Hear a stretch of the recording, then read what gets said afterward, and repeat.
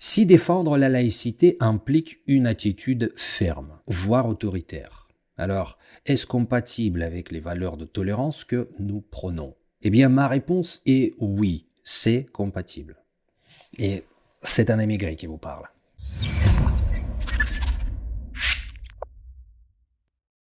Ce podcast est le fruit d'un échange écrit entre plusieurs personnes, dont moi, sur la laïcité et sur l'attitude ferme dans cette laïcité vis-à-vis de ceux qui ont du mal avec cette laïcité dans le pays comme la France. Alors sans plus tarder, je vous le lis, donc tout ce texte que j'ai composé tel un patchwork. Si défendre la laïcité implique une attitude ferme, voire autoritaire, alors est-ce compatible avec les valeurs de tolérance que nous prônons?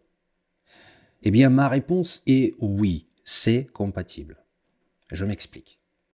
D'abord, définissons clairement ce que la laïcité et qu'est-ce que cette séparation des églises et de l'État, puisque les fourvoiements et la méconnaissance de cette définition sont partout et dans tous les sens. Avant tout, la laïcité, ce n'est pas de l'athéisme ou que sais-je encore. La laïcité repose sur 4 principes.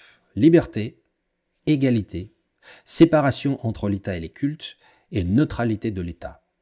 Liberté. En France, chaque personne a le droit et la liberté de croire ou de ne pas croire, de changer de religion, de quitter une religion, de choisir sa religion, de pratiquer son culte et d'y avoir accès, selon certaines conditions, et d'exprimer ou non son appartenance religieuse ou l'absence de celle-ci par différents moyens. Paroles, art, écrit et tenue vestimentaire, mais dans les limites du respect de l'ordre public et des autres. Égalité.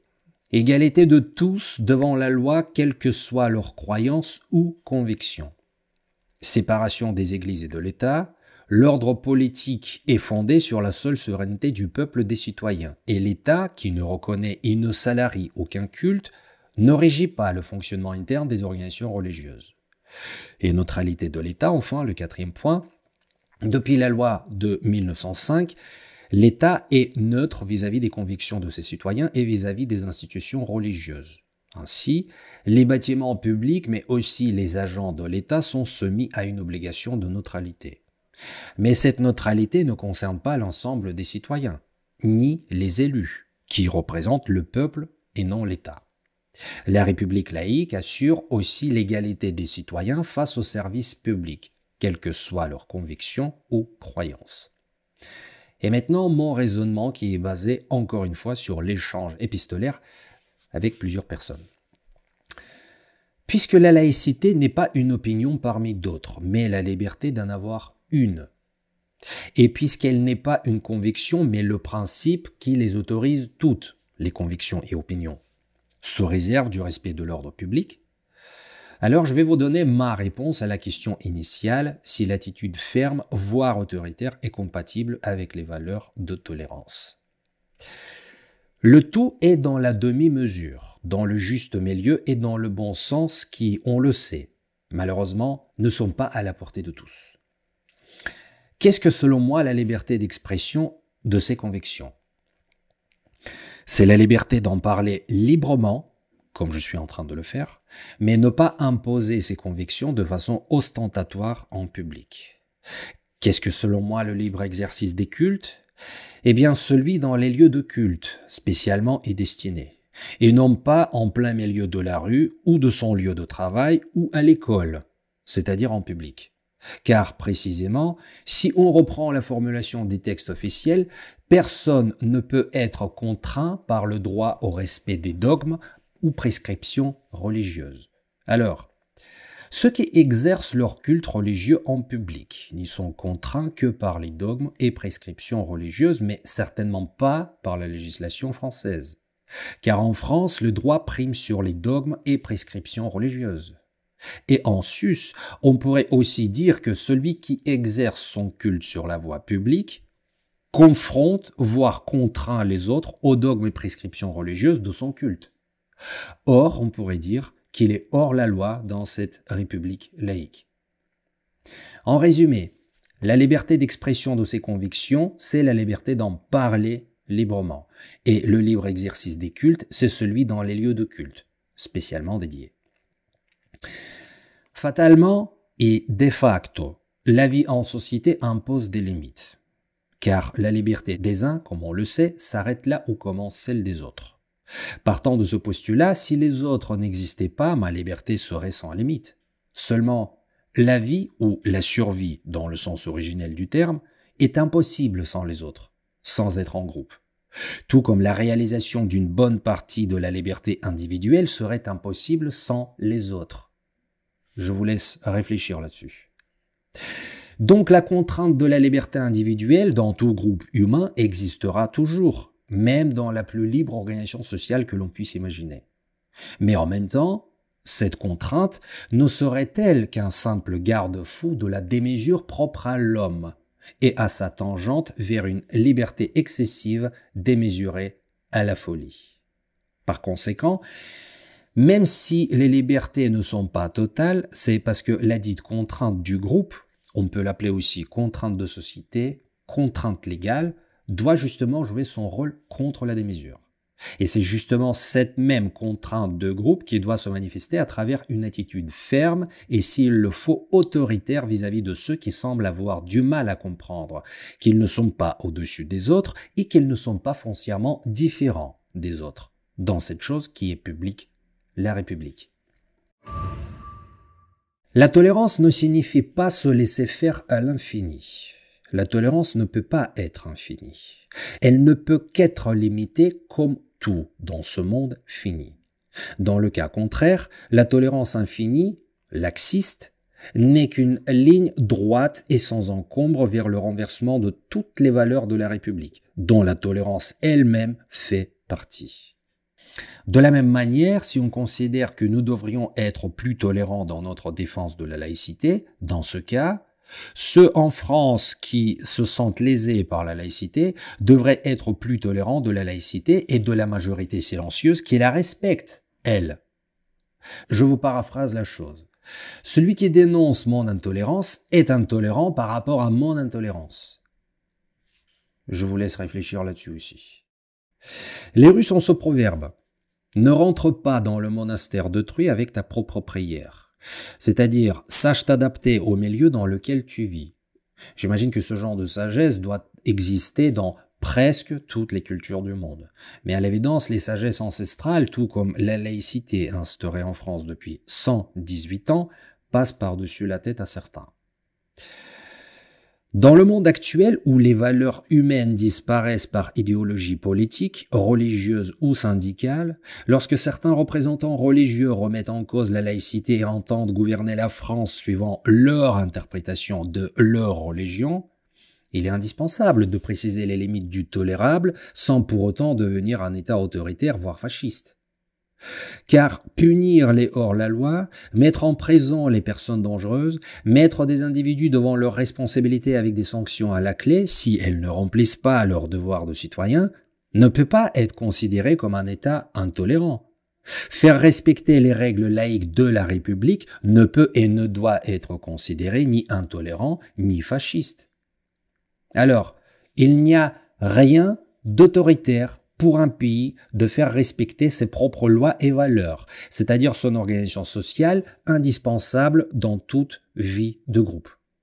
Surtout lorsque ces droits et valeurs vont, pour une fois, dans le vrai sens démocratique et celui des libertés individuelles.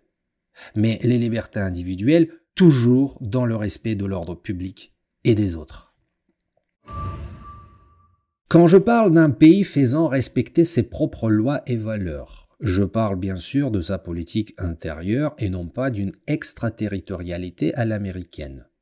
Or, notamment, lorsque d'autres pays soutiennent la pratique du culte de façon ostentatoire en France et lorsqu'ils financent tout un tas de choses liées peu ou prou à leur religion sur le sol français, eh bien ces pays-là pratiquent l'extraterritorialité religieuse et le soft power politique et idéologique.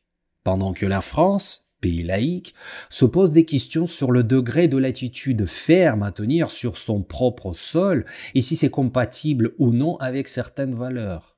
Alors que dans la configuration actuelle, le débat français devrait déjà depuis un bon moment changer d'angle et de nature. Lorsque je parle d'une organisation sociale, je sous-entends les règles, lois et valeurs d'un pays qui instaure le cadre des interactions des uns avec les autres dans le périmètre de ce pays. Ailleurs, ces règles, lois et valeurs sont forcément différentes parce qu'elles sont propres au peuple, à leur histoire ainsi qu'à leur position géographique, autrement dit, à leur évolution spatio-temporelle.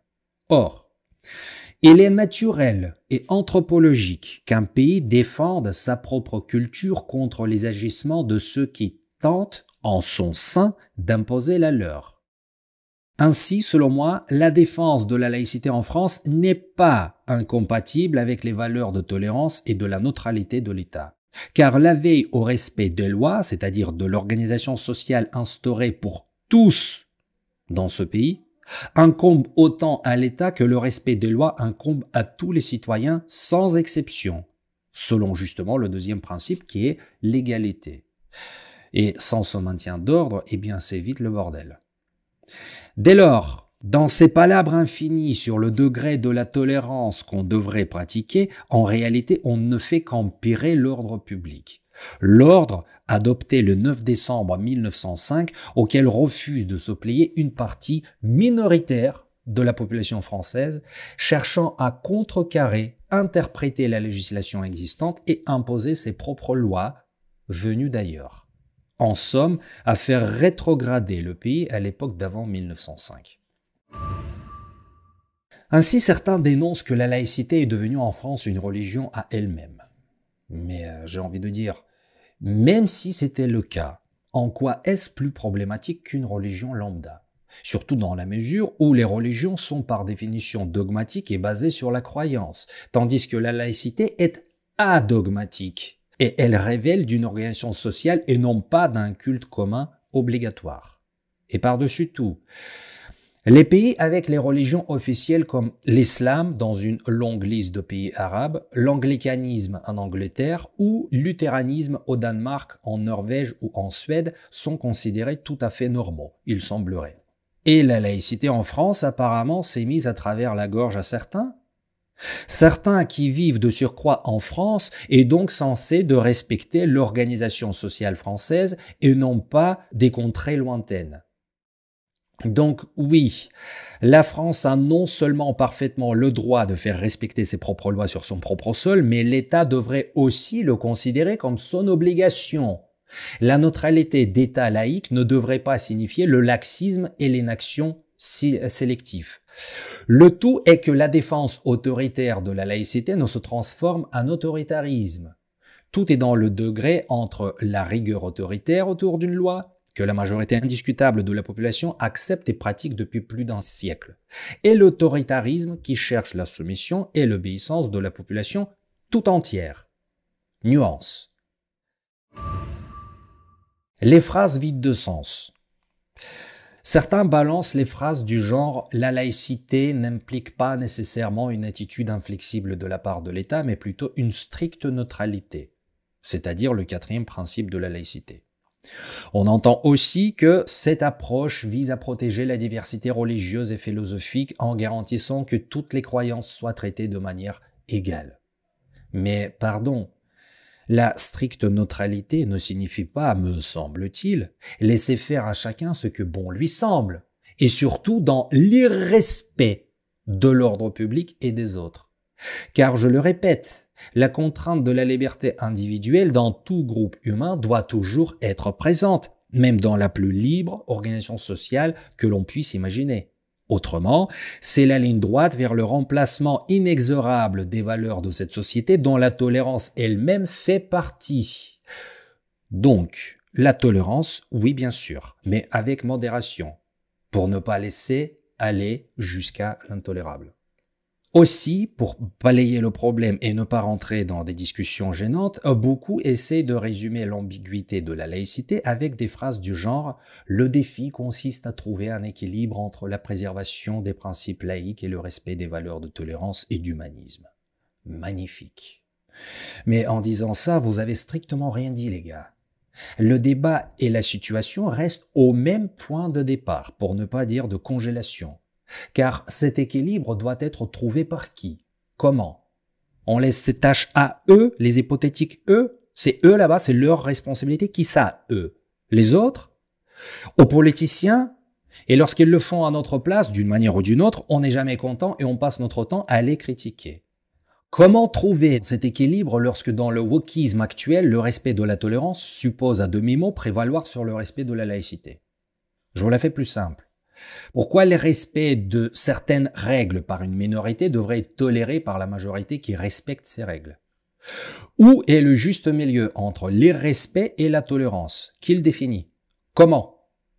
Donc quand on balance des phrases politiquement correctes comme le débat sur la laïcité en France est souvent axé sur la manière de trouver cet équilibre tout en respectant à la fois la laïcité et les valeurs de tolérance et d'humanisme, j'ai envie de vous rappeler comment l'équilibre fonctionne selon les lois de la physique.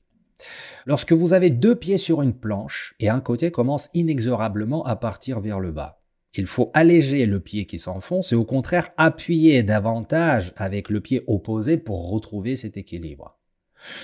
N'est-ce pas une explication imagée et à la fois simple de l'autorité qui ne représente pas obligatoirement l'autoritarisme? En tout cas, tant que l'équilibre retrouvé est conservé par cet état qui doit rester neutre. D'ailleurs, ça serait d'autant plus facile pour l'État de rester neutre si tout le monde respectait les lois et les règles de ce même État. À méditer.